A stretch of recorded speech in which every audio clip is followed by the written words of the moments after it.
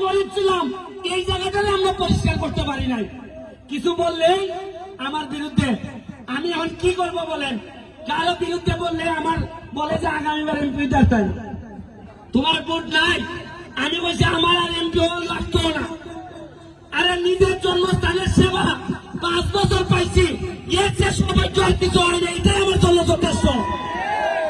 আপনারা তরুণ যারা আছেন, ইয়াং যারা আছেন, আজকে দেখেন চা বাগানের শ্রমিক ভাই বোনেরা, এরা আগে জানতোই না যে এদের এত সুবিধা আছে। আমি কথা দিচ্ছি, আমার এলাকায় যত চা বাগানের শ্রমিকরা আছে তাদেরকে একটা পর্যটন নগরী বানাইয়া এরা যেন পিছনে তাকাতে না হয়, এই ব্যবস্থা আমি করে দেবো সব চা বাগানে। আমাদের যারা বাচ্চারা আছে, আমরা একটা ইংলিশ মিডিয়াম স্কুল চালু করছি। আমরা ইংলিশ মিডিয়াম বাচ্চারা পর্যটন নগরী বানাইতে গেলে ইংলিশ লাগবে, পর্যটন নগরী বানাইতে গেলে কম্পিউটার লাগবে। আমরা কম্পিউটারের ট্রেনিং শুরু করছি। আমরা ইংলিশের সাইফোর্স কোচিং এর সাইফোর্সকে নিয়ে আসছি আমরা সোনারঘাট মাধবপুরে। খালি একটা না, আপনারা জেনে খুশি হবেন, হেলিকপ্টার একটা কোম্পানিরা আমার কাছে টাকা চাইছে। তারা সিলেট যাওয়ার সময় এরা সোনারঘাটে স্টপেজ দিতে চায়। যেভাবে এনা কাউন্টার স্বাস্থ্যগঞ্জে যেভাবে এনা কাউন্টার আছে, এনা গাড়ি দাঁড়ায়।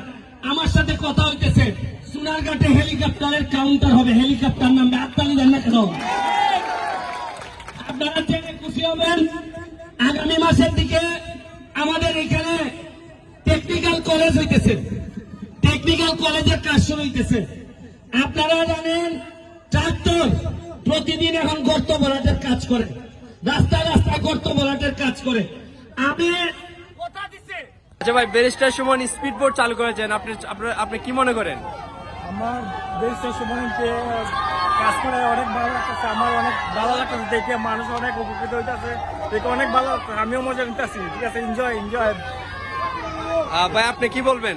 ভাই কিছু বলার নাই, এখানে এসে খুবই ভালো লাগতেছে। সুমন ভাই স্পিড বোট চালু করেছেন, এটা দেখে খুবই ভালো লাগতেছে। আরো অনেক মানুষ এসেছে, সবাইকে মানে একসঙ্গে দেখতে আরো ভালো লাগতেছে। আর এখান থেকে এখন এই যে জায়গাটা মরা গাং যেটা হচ্ছে এখন জীবিত হয়েছে, এটা আরো ভালো লাগতেছে। এখানে খুব সুন্দর পানি, খুব সুন্দর জায়গা, মানুষ আছে, খুব ভালো লাগতেছে। ধন্যবাদ।